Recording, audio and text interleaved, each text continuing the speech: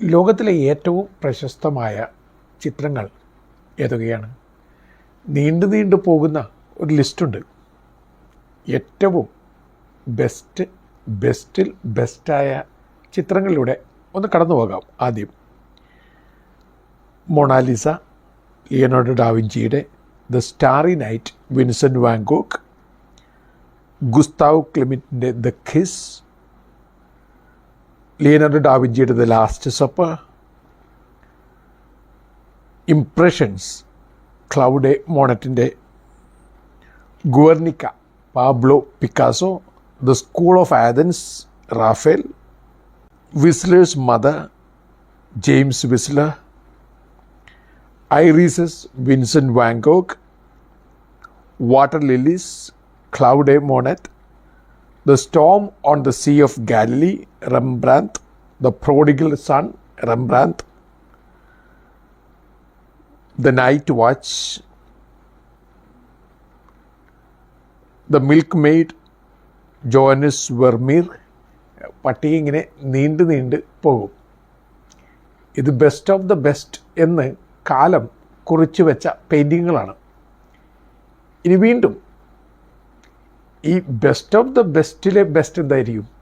ഇതൊരു കുസൃതി കലർന്ന ചോദ്യമാണ്, അല്പം കുഴപ്പിക്കുന്ന ചോദ്യമാണ്.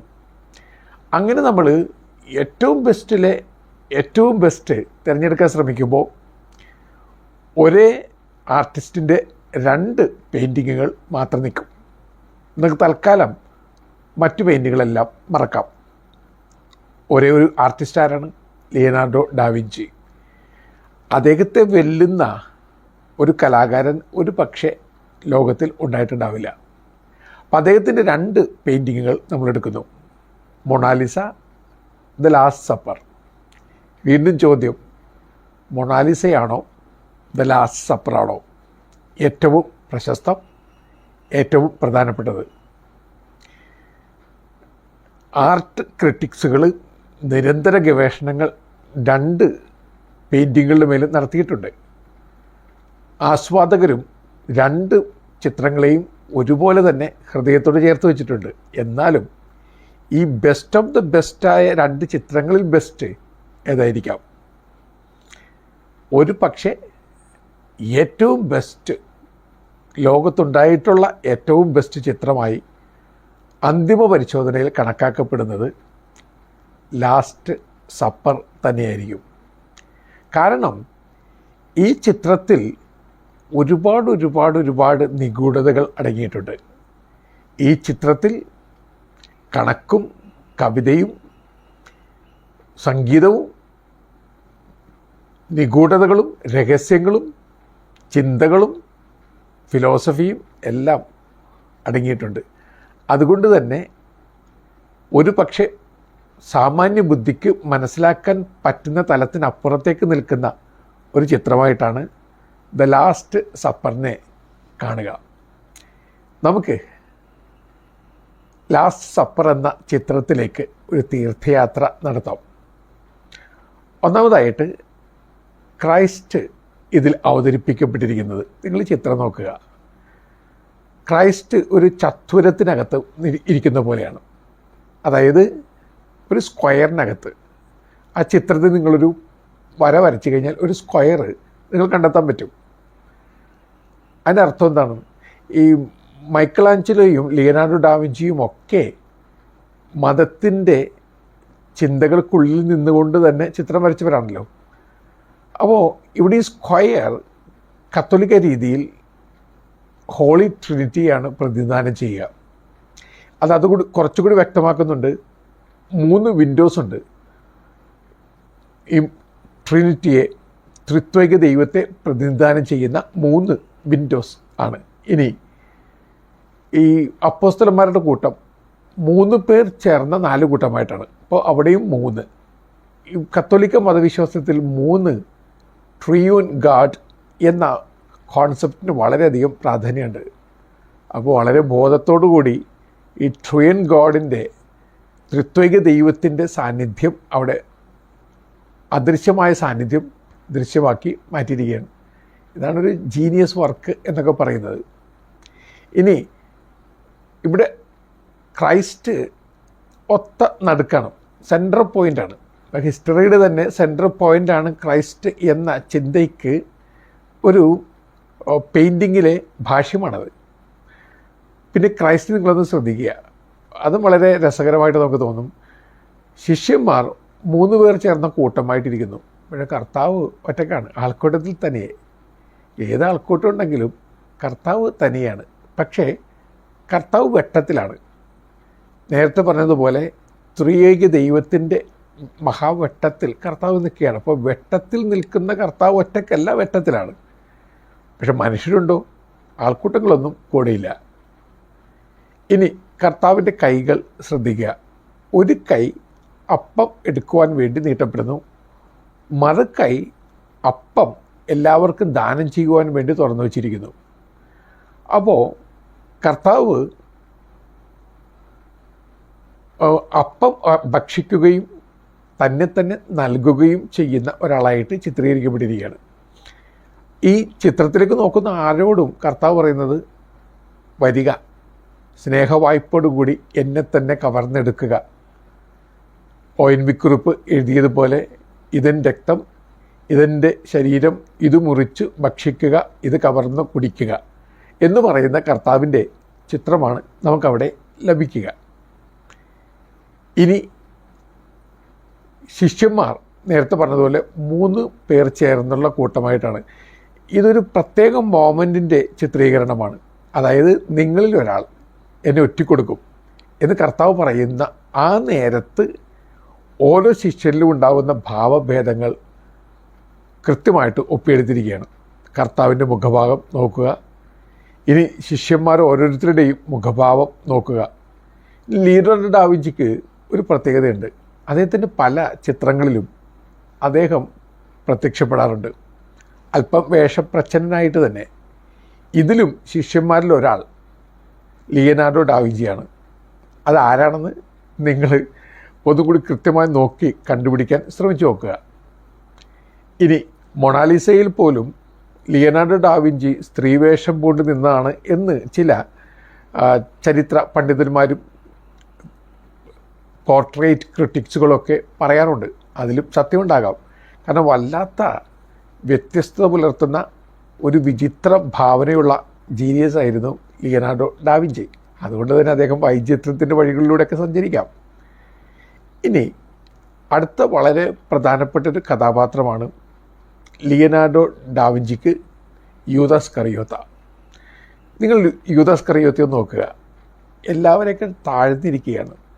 അപ്പോൾ ബൈബിൾ കോൺസെപ്റ്റ് അനുസരിച്ച് ഒരു ഹയർ ലെവലിൽ നിൽക്കുന്ന ആൾ ലോവർ ലെവലിലേക്ക് പോകുമ്പോൾ അത് അയാളുടെ വീഴ്ചയാണ്. ഇപ്പോൾ ലൂസിഫർ ദൈവത്തോടൊപ്പമായിരുന്ന മാലാഖിയാണ്.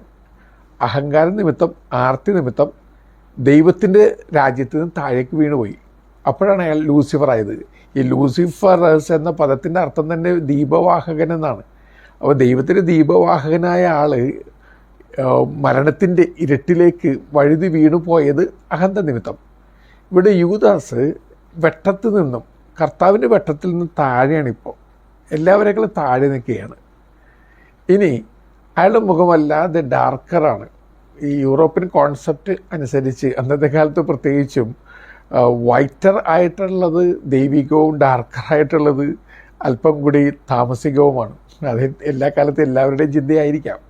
അപ്പോൾ അങ്ങനെ ഒരു ചിന്ത ഉൾക്കൊണ്ടുകൊണ്ടാണ് ഇയാളെ കുറച്ച് ഡാർക്കറായിട്ട്, ഒരു സിനിസ്റ്റിക്കായിട്ട്, മുഖമൊക്കെ അല്പം പ്രാകൃത ഭാവത്തിൽ ചിത്രീകരിക്കപ്പെട്ടിട്ടുണ്ട്. ഇനി അയാളുടെ കയ്യിൽ പണസഞ്ചി സുരക്ഷിതമായിട്ടുണ്ട്. അതിനും വലിയ പ്രാധാന്യം കൊടുത്തിട്ടുണ്ട്. മാത്രമല്ല ഇയാൾ ചിത്രീകരിച്ചിരിക്കുന്നത് ലെഫ്റ്റ് ഹാൻഡഡ് ആയിട്ടാണ്. ഇനി യൂറോപ്യൻ രീതിയിൽ അന്നത്തെ കാലത്ത് ചിന്തയനുസരിച്ച് ലെഫ്റ്റ് ഹാൻഡഡ് ആളുകൾ കുറച്ചും കൂടി ശരിയല്ലാത്തവരാണ്. ഇത് ഞാൻ പറയുമ്പോൾ ബോഡി ഷേമിങ്ങിനെ കുറിച്ച് ആരും പറയരുത്. അന്നത്തെ ഒരു ചിന്താഗതിയാണ് ഞാൻ പകർന്നു തരുന്നത്. അപ്പോൾ അന്ന് ആളുകൾ ചിന്തിച്ചത് ലെഫ്റ്റ് ഹാൻഡഡ് ആളുകൾ അത്രയ്ക്ക് ദൈവിക മനുഷ്യരൊന്നുമല്ല, അല്പം ഈവിൾ തോട്ടുള്ള, ഈവിൾ വഴികളുള്ള മനുഷ്യരാണ്. അപ്പോൾ ഇയാൾ ലെഫ്റ്റ് ഹാൻഡഡ് ആയിട്ടാണ് ചിത്രീകരിച്ചിരിക്കുന്നത്. ലിയോനാർഡോ ഡാ വിഞ്ചി തന്നെ ലെഫ്റ്റ് ഹാൻഡഡ് ആണ്.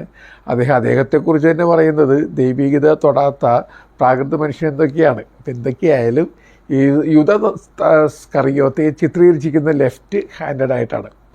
ഇനി കർത്താവും യൂദാസ്കറിയോത്തെയും ഒരേ ബ്രെഡിലേക്ക് കൈനീട്ടിയിട്ടുണ്ട്. ഒരേ പാനപാത്രത്തിൽ നിന്ന് കുടിക്കുകയും ഒരേ അപ്പം പങ്കുവെച്ച് ഭക്ഷിക്കുകയും ചെയ്യുന്ന വ്യക്തികൾ. അതിൽ ഗുരുവിനെ ശിഷ്യൻ ഒറ്റിക്കൊടുക്കുകയാണ്.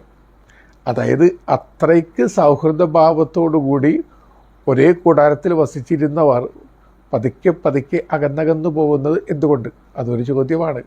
പെട്ടെന്ന് നിന്ന യൂദാസ് ഇരുട്ടത്ത് രാത്രിയിൽ പുറത്തേക്ക് പോയി എന്ന് യോഹന്നാൻ സാക്ഷ്യപ്പെടുന്നുണ്ടല്ലോ. വെട്ടത്ത് നിന്ന് ഒരാൾ, ഒരുമയിൽ നിന്ന് ഒരാൾ പുറത്തേക്ക് പോവുകയാണ്. ഇനി യൂദാസ്കറിയോത്ത് വെപ്രാളപ്പെട്ട് എന്തൊക്കെയോ ചെയ്യുന്നതിനിടയിൽ നിങ്ങൾ ചിത്രത്തിൽ മറ്റൊരു കാര്യം കാണുന്നുണ്ട്. ഈ ഉപ്പ് താഴേക്ക് വീണ് ഊർന്നു പോകുന്നു. ഈ ലേവ്യരുടെ പുസ്തകവും പുറപ്പാടിൻ്റെ പുസ്തകവും ഒക്കെ അനുസരിച്ച് ഉപ്പ് വാഗ്ദാനത്തിൻ്റെ, സത്യസന്ധതയുടെ, ഉടമ്പടിയുടെ ഒക്കെ പ്രതീകമാണ്. അപ്പോൾ റോമൻ പാരമ്പര്യത്തിലും യഹൂദ പാരമ്പര്യത്തിലും ആഫ്രിക്കൻ പാരമ്പര്യങ്ങളിലും ഒക്കെ ഉപ്പ് ഊർന്നു പോവുക എന്നതിൻ്റെ അർത്ഥം സൗഹൃദം നശിപ്പിക്കുക, ഉടമ്പടി നശിപ്പിക്കുക, ബാഡ് ലക്ക് സ്വന്തം പ്രവൃത്തികളിലൂടെ സ്വീകരിക്കുക എന്നൊക്കെയാണ്. ഇവിടെ ഈ മനുഷ്യൻ സൗഹൃദഭാവം വെടിഞ്ഞു, ഉടമ്പടി ലംഘിച്ചു, അങ്ങനെ ഇരുട്ടിലേക്ക് സ്വയം പോവുകയാണ്. അയാൾക്ക് ബാഡ് ലക്ക് വഴിയിൽ കാത്തിരിക്കുന്ന അവസ്ഥയാണ്. അതാണ് ഇവിടെ ചിത്രീകരിക്കപ്പെടുക. ഇങ്ങനെ യൂദാസ്കറിയോത്തയിലൂടെ തന്നെ ഒരു വലിയ പ്രബന്ധാവതരണം നടപ്പിലാക്കപ്പെടുകയാണ് ഈ ചിത്രത്തിൽ. ഇനി അടുത്ത വളരെ രസകരമായിട്ടുള്ള കാര്യമുണ്ട്. അത് ഓക്സ്ഫോർഡ് യൂണിവേഴ്സിറ്റിയിൽ ഡോക്ടറേറ്റ് പഠനം നടത്തിയിരുന്ന വലിയ സംഗീതജ്ഞനായിരുന്ന ജിയോവന്നി മരിയ പാല എന്നയാൾ നടത്തിയൊരു പഠനമാണ്. അദ്ദേഹത്തിൻ്റെ പഠനം തന്നെ ഈ ലാസ്റ്റ് സപ്പറിൽ ഒളിച്ചിരിക്കുന്ന മ്യൂസിക്കിനെ കുറിച്ചാണ്. അദ്ദേഹം പറയുന്നത് അതിൽ ബ്രെഡ് പീസസ് ആയിട്ട് വരച്ചേർത്തിരിക്കുന്നത് കോഡ്സാണ്. ഒരു മ്യൂസിക് നോട്ടാണ് അതിൽ കാണുന്നത്. ഇത് അദ്ദേഹം തെളിയിക്കുകയും ചെയ്തു 2010 അതിൽ നിന്നും കണ്ടെത്തിയ ഈ മ്യൂസിക് നോട്ട് പൈപ്പ് ഓർഗൻ വായിച്ച് ഒരു 40 സെക്കൻഡ് മ്യൂസിക് പീസായിട്ട്, മെലഡി ആയിട്ട് അവതരിപ്പിക്കപ്പെട്ടു. എങ്ങനെയുള്ളൊരു മ്യൂസിക് പീസായിരുന്നു? യൂദാസ്കറിയോത്തയുടെ ഒറ്റലിനെക്കുറിച്ച് ഓർത്ത് കർത്താവിൻ്റെ വിലാപം പോലെയുള്ള വളരെ ലോ പിച്ചിൽ തുടങ്ങി ഹൈ പിച്ചിലേക്ക്, ഉച്ചസ്ഥായിയിലേക്ക് ഉയരുന്ന ഒരു നോട്ട്. അപ്പോൾ കർത്താവിൻ്റെ ഹൃദയത്തിൻ്റെ വ്യഥ ഒരു ഉച്ചസ്ഥായിയിലുള്ള പാട്ടാക്കി പകർത്തി അതുപോലും ചിത്രത്തിൽ ഒളിപ്പിച്ചു വച്ചിട്ടുണ്ട് ജീനിയസ് ആയിട്ടുള്ള ഈ ആർട്ടിസ്റ്റ്. ഇനി ഇതുപോലെ കൗതുക കാഴ്ചകൾ നിറഞ്ഞു നിൽക്കുന്ന ഒന്നായിട്ട് ഈ ലാസ്റ്റ് സപ്പർ മാറിയിട്ടുണ്ട്. മിലാനിലുള്ള ഡൊമിനിക്കൻ ആശ്രമത്തിലെ സന്ത മരിയ ദലഗ്രാസി എന്ന കൊച്ചു ഡോർമെട്രിയിലാണ് ഈ ചിത്രം പ്രദർശിപ്പിച്ചിരിക്കുന്നത്.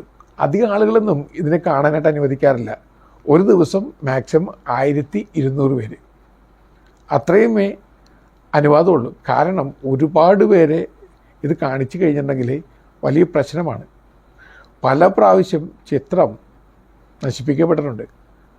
1999 ഇതിൻ്റെ റെസ്റ്റോറേഷന് വേണ്ടി 22 വർഷക്കാലം 50,000 മണിക്കൂറുകളെടുത്തു.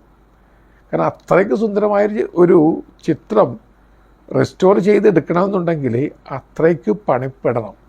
അതുകൊണ്ട് തന്നെ ഇനിയും ലാസ്റ്റ് സപ്പർ എന്ന ചിത്രം നശിപ്പിക്കപ്പെടാതിരിക്കുന്നതിന് വേണ്ടി വളരെയധികം ശ്രദ്ധ എടുക്കുന്നുണ്ട്. ഇനി വളരെ രസകരമായ മറ്റൊരു കാര്യം കൂടിയുണ്ട്. ഈ ക്രിസ്തുവിൻ്റെ മുഖത്തേക്ക് നിങ്ങളൊന്ന് നോക്കുക. പിന്നെ കുനിഞ്ഞിരിക്കുന്ന യൂദാസ്കറിയോത്തയുടെ മുഖത്തേക്കും നിങ്ങൾ നോക്കുക. എന്തെങ്കിലും സാമ്യം നിങ്ങൾ കാണാൻ പറ്റുന്നുണ്ടോ? പ്രഥമ ദൃഷ്ടിയിൽ നിങ്ങൾക്കൊരു സാമ്യവും കാണാൻ പറ്റില്ല. പക്ഷേ ചില സാമ്യങ്ങൾ ഉണ്ട്, വലിയൊരു സാമ്യമുണ്ട്. ലിയനാർഡോ ഡാവിഞ്ചിയുടെ ഏറ്റവും പ്രിയപ്പെട്ട ശിഷ്യനായിരുന്ന സാല എന്ന് പറയുന്ന യുവാവാണ് കർത്താവിൻ്റെ മോഡലായി മാറിയത്. പിന്നെ എപ്പോഴോ സാല ലിയനാർഡോ ഡാവിഞ്ചിയുമായിട്ട് വഴക്കിട്ട് അയാളുടെ സ്റ്റുഡിയോ വിട്ടു പോകുന്നു. പിന്നെ ഒരു വഴക്കാളിയായി തെമ്മാടിയായിട്ടൊക്കെ ജീവിക്കുന്നു. കുറേ കാലം കഴിഞ്ഞിട്ട് യൂദാസ് ഇസ്കറിയോത്തി ചിത്രീകരിക്കണം. ഇദ്ദേഹത്തിൻ്റെ തന്നെ സ്റ്റുഡൻസിൽ ഒരാൾ തെരുവിൽ തല്ലുപിടിക്കുന്ന ഒരു യുവാവിനെ, ക്രുദ്ധ ഭാവമുള്ള പ്രാകൃത വേഷമുള്ള വല്ലാത്ത വന്യഭാവങ്ങൾ ഒളിപ്പിച്ചിരിക്കുന്ന ഒരാളെ കണ്ടെത്തി. അയാളെ സ്റ്റുഡിയോയിലേക്ക് കൂട്ടിക്കൊണ്ടുവന്നു. അയാളുടെ മുഖം ആപ്റ്റാണ്, യൂദാസിന് ചേർന്നാണ്. അത് നോക്കി വരക്കാൻ തുടങ്ങിയപ്പോൾ അയാൾ വിതുമ്പിക്കരയാൻ തുടങ്ങി. സാർ, എന്നെ അങ്ങ് തിരിച്ചറിഞ്ഞില്ലേ? ഞാനിവിടെ വന്നിട്ടുണ്ട് സാർ, ഞാനിവിടെ ഇരുന്നിട്ടുണ്ട് സാർ. അപ്പോൾ ഡാവിഞ്ചി ചോദിക്കുന്നു, നീ ആരാണ്? ഞാൻ ഈശോ ആയിരുന്നു സാർ. അപ്പോഴാണ് സാലയെ ലിയനാർഡോ ഡാവിഞ്ചി തിരിച്ചറിയുക. സാല കർത്താവിൻ്റെ മോഡലായിരുന്നു, പിന്നെ യൂദാസ് ഇസ്കറിയോത്തിയുടെ മോഡലായി മാറി. അതും ഒരു പ്രതീകാത്മകതയായിട്ട്, ധ്യാന വിഷയമായിട്ട് മാറുന്നുണ്ട്. ആർട്ടിസ്റ്റും കലാകാരനും കവിയും അതുപോലെ തന്നെ സയൻറ്റിസ്റ്റും എക്സ്പ്ലോററും ഫിലോസഫറും അസ്ട്രോണമറും ഒക്കെയായിരുന്നു മഹാപ്രതിഭയായ ലിയനാർഡോ ഡാവിഞ്ചി. ഇനി അദ്ദേഹത്തെക്കുറിച്ച് കൂടുതലായി അറിയണമെന്നുണ്ടെങ്കിൽ ഒരു കാര്യം കൂടി മനസ്സിലാക്കണം. ഇന്ന് ലോകത്തെ ഏറ്റവും വിലപിടിപ്പുള്ള പുസ്തകം ഏത് എന്ന ചോദ്യത്തിൻ്റെ ഉത്തരം ലിയനാർഡോ ഡാവിഞ്ചി സ്വന്തം കൈപ്പിടയിൽ എഴുതി വച്ചിട്ടുള്ള കോഡെക്സ് ലെയ്ക്കെസ്റ്റർ എന്ന് പറയുന്ന പുസ്തകമാണ്. ആ പുസ്തകം ബിൽ ഗേറ്റ്സ് $30.8 മില്യൺ വാങ്ങിച്ചിരിക്കുന്നത്.